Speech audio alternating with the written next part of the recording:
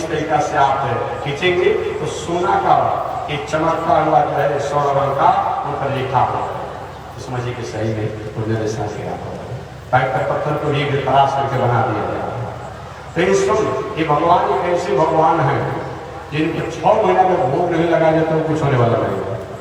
बाकी और प्रतिष्ठा वाले जो भगवान है, अगर 24 घंटा अन्न का भोग न लगे तो भगवान को पुनः प्रतिष्ठा करने को बताया गया है। 24 घंटा को 24 घंटा में एक बार दिए अगर अन्न का भोग न लगे तो पुनः प्रतिष्ठा करने को बताया गया है, अन्यथा वो मूर्ति का कोई बहुत बड़ा औचित्य नहीं। परंतु सारी का नाम भगवान में 6 महीना का एक और वर्ष कैसे रह जाता है, एक वर्ष में रह जाए तो कोई प्रभाव नहीं पड़ेगा। ऐसे सारी का भगवान गौतम ऋषि ने क्या किया, सारी का भगवान जो थे इन्हीं की भूमि की परिक्रमा कर अपरिक्रमा करके बैठे हुए। उधर से देवराज और सब लोग आए, महाराज हम पहले आए, हम पहले आए, हम पहले आए हैं। सबसे पहले गौतम ऋषि आए। अरे कहाँ गए थे, यही रह गए? नहीं, सारा दुनिया भगवान में है। आज इन्होंने भगवान की ही परिक्रमा कर लिया, अपनी दुनिया कहाँ बाकी रह गया परिक्रमा करने के लिए।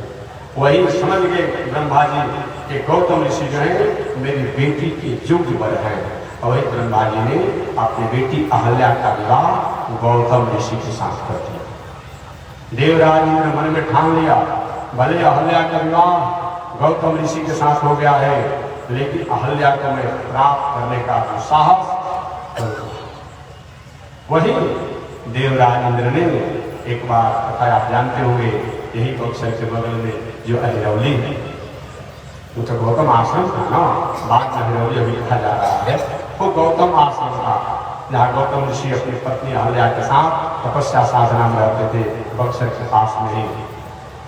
देवराज इंद्र ने गौतम ऋषि का वेश लगाया और वेश बना करके अहल्या जी को, उनकी मर्यादा को चंचल करने का प्रयास किया।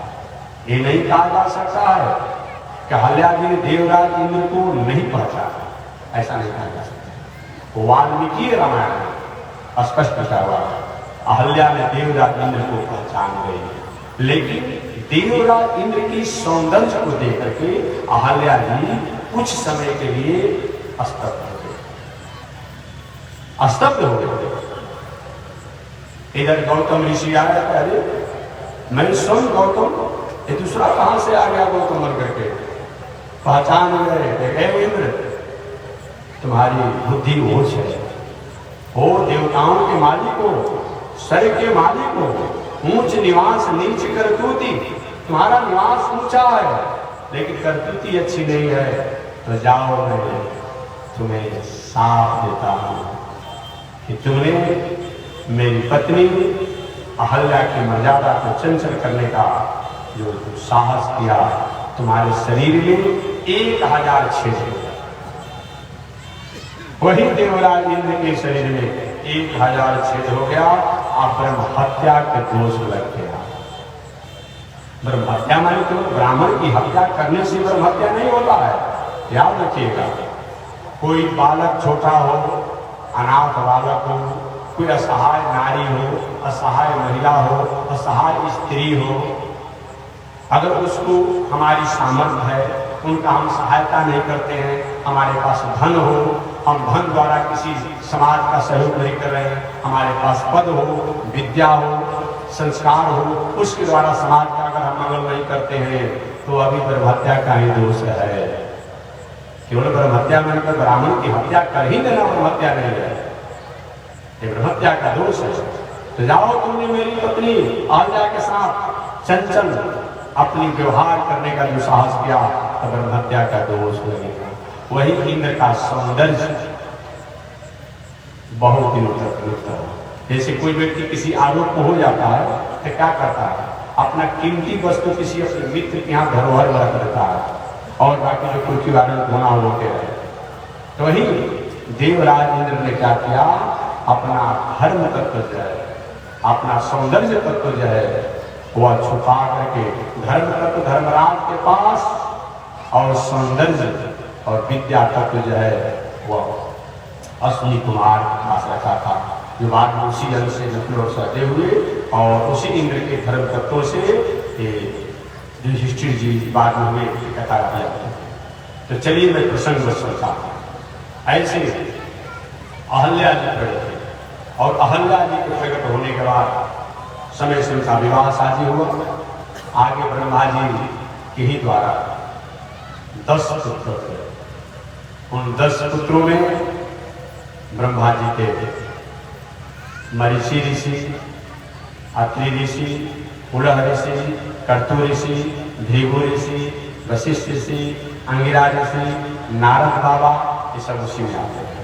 ये 10 ऋषि हो गए और 10 ऋषि अपनी तपस्या साधना में लगे रहे। इधर ब्रह्मा जी को मन हुआ कि मानस जो हम सृष्टि कर रहे हैं इसे जैसी हमारी इच्छा है वैसा विस्तार नहीं हो रहा है, तो क्या करना चाहिए? स्त्री पुरुष की मर्यादा से सृष्टि का विस्तार होगा। वही ब्रह्मा जी ने एक पुरुष एक स्त्री को प्रकट किया। जो पुरुष प्रकट हुए उनका नाम पड़ा आदि मनु और जो स्त्री प्रकट हुई उसका नाम पड़ा शत्रुपा।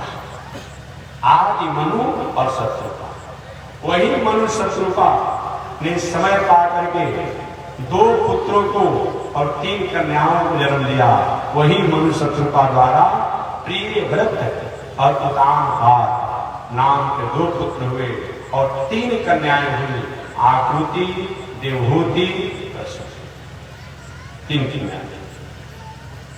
तो मनु कौन है? ब्रह्मा जी के सत्य काम सत्य संकल्प से हुए हैं। ब्रह्मा जी के सत्य काम है आदि मनु बहुत हुए। सूर्य के पुत्र को ही मनु कहा जाता है। जिस मनु की परंपरा को आपने कभी भगवान श्री कृष्ण या भगवान श्री राम की बात आप जानते हैं, तो भगवान श्री कृष्ण या राम की बात जब आप जानते हैं तो उसमें भी भगवान श्री राम ने कहा कि हम मनु परंपरा का है। तो मनु परंपरा के उन्होंने कह दिया है वो मनु जो है वो सूर्य के पुत्र जो है मनु, उनकी बात आती है, वो मनु की बात नहीं आती है। भगवान श्री कृष्ण भी जब अर्जुन को गीता में उपदेश दे रहे थे तो कहे कि अर्जुन ने भगवान ने कहा अर्जुन ये मैं तुमको जो उपदेश दे रहा हूँ पहले मैंने मनु को दिया था। अर्जुन के महाराज बहुत लोग कुछ ही दिन का अंतर होगा, हम और आपको जन्म दिए और आप कहते हैं कि हमने मनु को उपदेश दिया था।